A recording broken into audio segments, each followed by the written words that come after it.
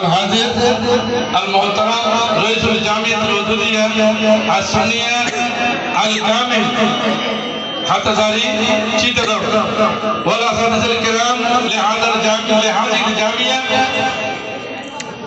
والطلاب لهذا المعهد السلام عليكم ورحمة الله وبركاته. نحن فرحون جدا ونرحب لأساتذة المستقلون باللغة العربية منا ومن جانب المدرسة ومن جانب الرئيس.